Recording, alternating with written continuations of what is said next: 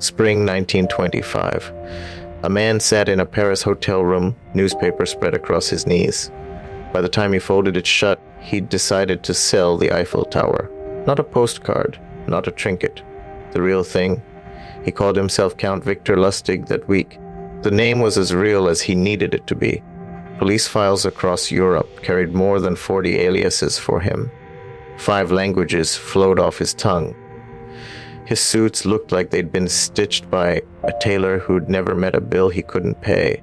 And that smile, it made strangers lean in like they'd just been handed a winning hand. The newspaper story was small, a paragraph really. The Eiffel Tower was rusting. Paris couldn't afford the upkeep. Some Parisians wanted it gone. Most people read that and turned the page. Lustig read it and saw a fortune. He had stationery printed, official, embossed, the kind that makes a room go quiet when it's handed across a desk. It named him Deputy Director General of the Ministry of Posts and Telegraphs.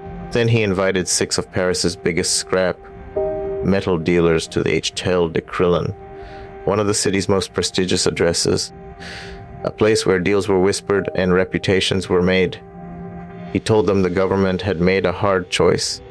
The tower, all 7,000 tons of it, was going to scrap. The public would scream. That's why the sale had to stay secret.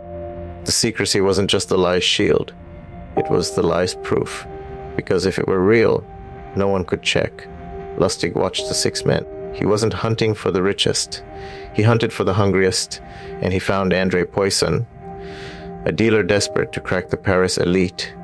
When Poisson hesitated, Lustig pulled him aside. A quiet question, a quiet bribe.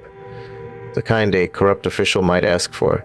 That small dishonest touch made everything feel real. Poisson paid. The bribe? The tower, $70,000 in total. Lustig stuffed the cash into a suitcase and boarded the night train to Vienna. Then, nothing, no sirens, no headlines, no manhunt. Poisson never reported the crime. He buried the loss instead of the shame. And when Lustig realized that, he came back to Paris, sold the Eiffel Tower again to a second group of dealers. The second buyer went to the police. Lustig vanished, this time for good. His luck ran out there. Years later, after printing so much counterfeit money that federal agents called him the most dangerous con man in the country, he was caught and sent to the one address no charm could open, Alcatraz. He died there in 1947. The prison listed his occupation, with no irony at all, as salesman. But here's the thing. The strangest part of this story isn't that one man sold the Eiffel Tower twice, it's why it worked. Lustig never pushed. He let greed, secrecy, shame do the work for him. The tower was never for sale, but the people always were. So, if a stranger ever offers you something too big to be true, remember André Poisson, the most expensive words in the world. Still, this has to stay between us.